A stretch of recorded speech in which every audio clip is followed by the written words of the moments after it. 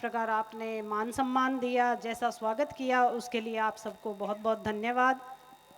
मंचासीन अतिथिगण, सामने विराजमान पिता तुल्य बुजुर्गों, नौजवान साथियों, माताओं, बहनों, प्यारे बच्चों, मैं आज आपके सामने, आप खुद ने ही मुझे चुन के और एमपी साहब को और नारायण जी भाई साहब को आपने कहा कि इस बार आरएलपी की जो पूरी टीम थी, पूरे कार्यकर्ताओं ने मिलके जो ये निर्णय लिया, उसके लिए मैं आप लोगों को बहुत बहुत धन्यवाद देती हूँ।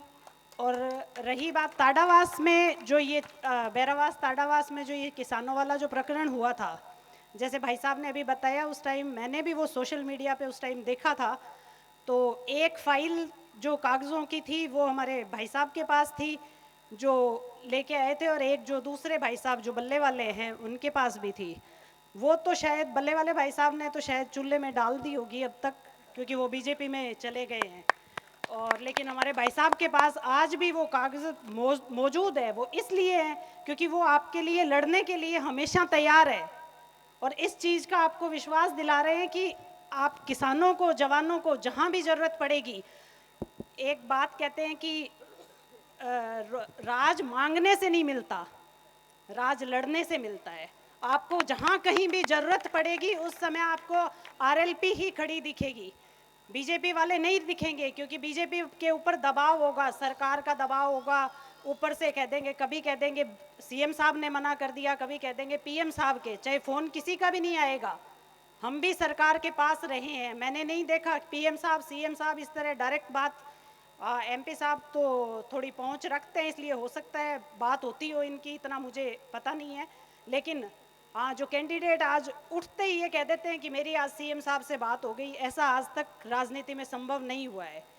और आप लोगों ने हमेशा हमारे परिवार के ऊपर विश्वास जताया है, आपने मान सम्मान रखा है। मैं आपसे यही उम्मीद कर रही हूँ कि आप वही मान सम्मान और इतना ही वोटों से आशीर्वाद मुझे भी देंगे और जिताएंगे, और विधानसभा में आपकी आवाज़ मैं पुरजोर तरीके से उठाऊंगी, और वो भी ऐसे उठाऊंगी कि दो भाई मुझे मार्गदर्शन देंगे।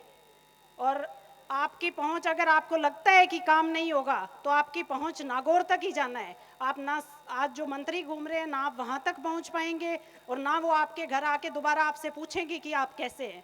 लेकिन हम लोग आपके बीच में रहने वाले हैं, आपके दुख दर्द को भी समझेंगे, और जहां भी ज़रूरत पड़ेगी हम आपके लिए खड़े रहेंगे। आज महिला शक्ति शायद आरएलपी की जो चुनावी सभा है उसमें मुझे नहीं पता, मैं कभी आई भी नहीं हूँ। तो मैंने, मुझे लग रहा है, जहाँ तक भाई साहब और सब लोग बता रहे थे कि आज सबसे बड़ी तादाद में आई है, तो मैं आपको विशेष तौर से धन्यवाद और भोलावन दे के जा रही हूँ कि जब भी किसी को फ़ोन करो एक ही बात का ध्यान रखना कि 13 तारीख को वोट आरएलपी पे बोतल के निशान पे देना है। इसी चीज़ को आपको ध्यान में रखना है। मातृशक्ति की ओर से, बहनों की बेटियों की ओर से एक डिमांड आई है कि 12वीं की स्कूल होनी चाहिए और एक डिजिटल लाइब्रेरी। अगर आप मुझे मौका देते हैं तो मैं इसको हमेशा ध्यान में रखूंगी और जल्दी से जल्दी करवाने का प्रयास करूंगी।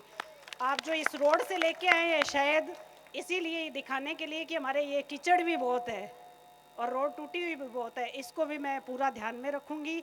आपका बहुत बहुत धन्यवाद, आपने इतने घंटे इंतज़ार किया। आने वाली 13 तारीख तक मजबूती रखिए, डराने वाले भी बहुत आएंगे लेकिन आपको डरना नहीं है। सिर्फ 13 तारीख तक मजबूती आपकी चाहिए, उसके बाद हम आपके आगे खड़े मिलेंगे आपको। धन्यवाद। राम राम साहब।